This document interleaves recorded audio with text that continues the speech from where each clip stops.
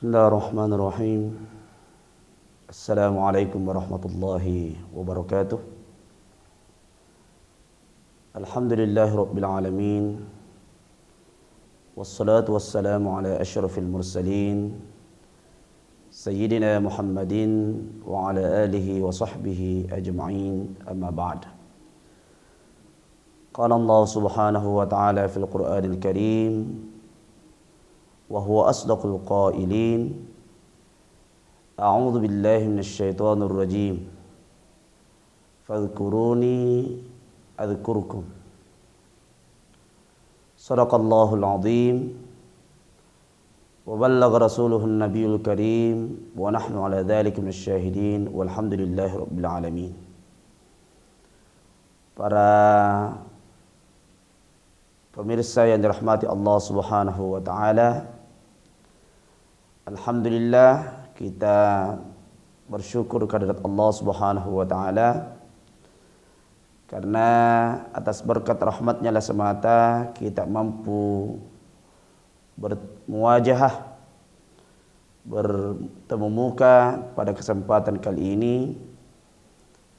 Salawat dan salam senantiasa kita curahkan kepada baginda Rasulullah sallallahu alaihi wasallam, nabi yang patut kita teladani, ikuti perilakunya, turuti kata-katanya, sehingga insya Allah mudah-mudahan kita termasuk di dalam kelompok orang-orang yang bersama dengan beliau kelak di hari akhir.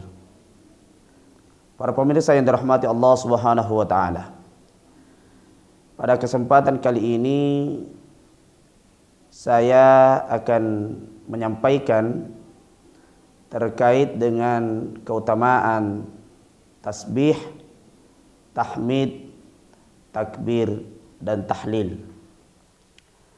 Tasbih adalah ungkapan atau nama untuk kalimat subhanallah. Tahmid adalah nama atau ungkapan untuk kalimat alhamdulillah. Takbir adalah ungkapan atau nama untuk kalimat Allahu Akbar, sementara tahlil adalah nama atau istilah untuk kalimat la ilaha illallah. Kalimat-kalimat ini pendek, namun ternyata memiliki keutamaan yang sangat besar, baik dalam hal duniawi, lebih-lebih dalam hal ukhrawi. Baik terkait dengan persoalan kehidupan dunia kita, terlebih lagi terkait dengan persoalan akhirat kita. Saya akan mengemukakan dua hadis yang insya Allah bisa menggambarkan begitu besarnya keutamaan yang terkandung dalam kalimat-kalimat atau kata-kata yang pendek ini. Yang pertama terkait dengan kehidupan akhirat. Tentu kita tidak meragukan hal itu. Ada hadis yang diriwayatkan oleh Imam An-Nasa'i. Beliau menyatakan bahwa suatu saat datang rombongan orang-orang fakir, orang-orang miskin menghadap kepada Rasulullah SAW. Kalau istilah kita sekarang itu berkumpul orang-orang miskin, orang-orang fakir, seakan-akan mau melakukan demo kepada Rasulullah SAW. Dan memang mereka berdemo.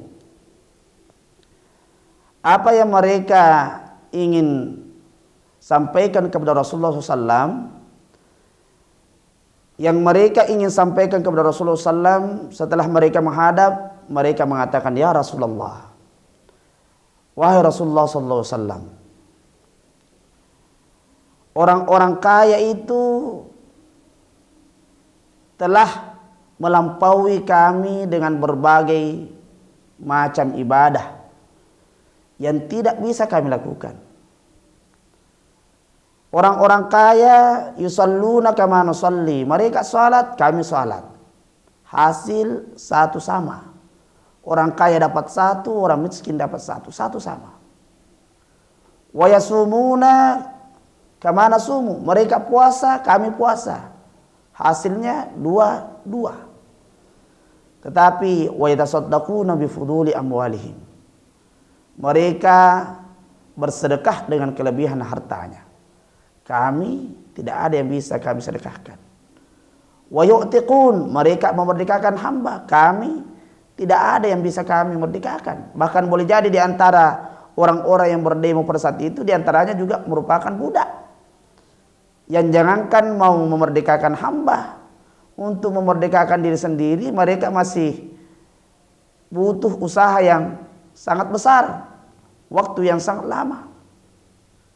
Maka mereka mengatakan, ya Rasulullah, orang-orang kaya itu jauh melampaui kami dalam hal pahala. Maka Rasulullah SAW mengatakan,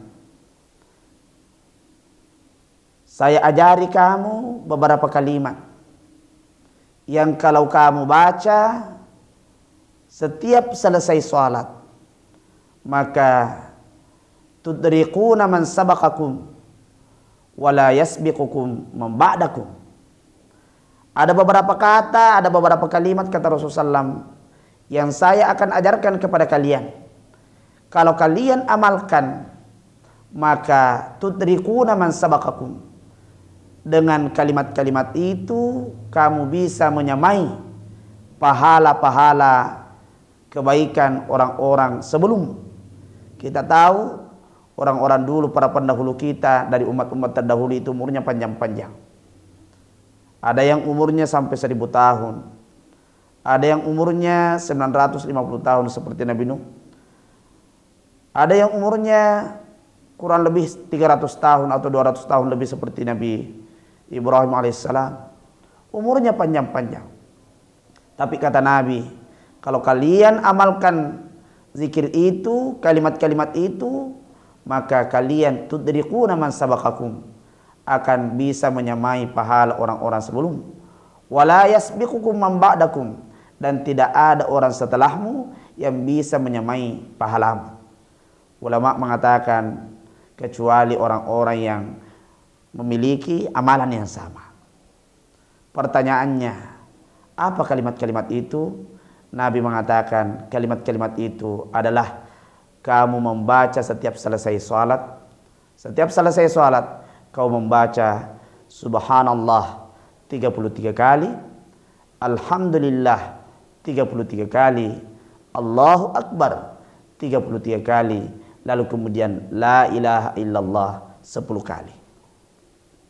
Saya ulangi, setiap selesai salat, khususnya salat 5 waktu, kita baca subhanallah 33 kali, alhamdulillah 33 kali, Allahu akbar 33 kali, lalu kemudian ditutup dengan la ilaha illallah 10 kali. Kata Rasulullah SAW, dengan kalimat-kalimat itu maka kita insya Allah bisa mendapatkan pahala yang setara dengan pahalanya para pendahulu kita. Mungkin ada yang bertanya, itu terkait dengan akhirat. Lalu apa faedahnya?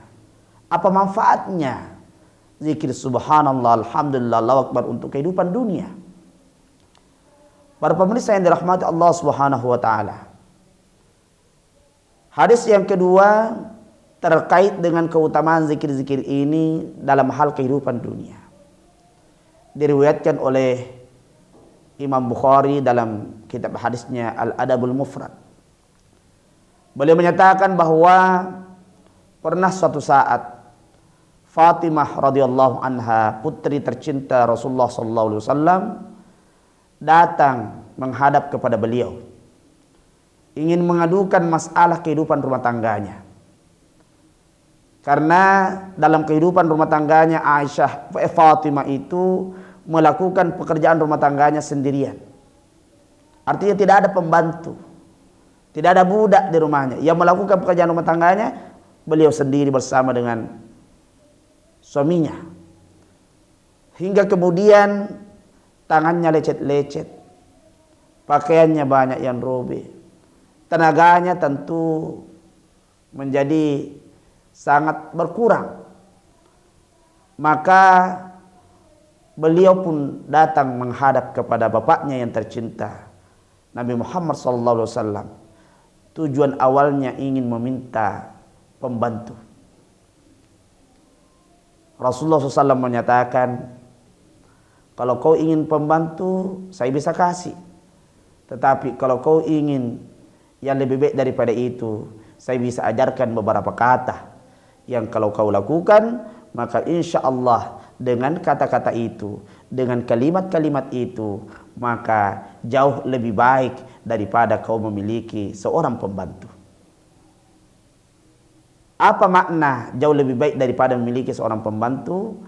Hadis itu kemudian dijelaskan oleh para ulama dengan menyatakan jauh lebih baik zikir itu dibanding seorang pembantu, karena zikir-zikir itu, kalimat-kalimat itu adalah persoalan akhirat, sementara pembantu itu adalah persoalan dunia.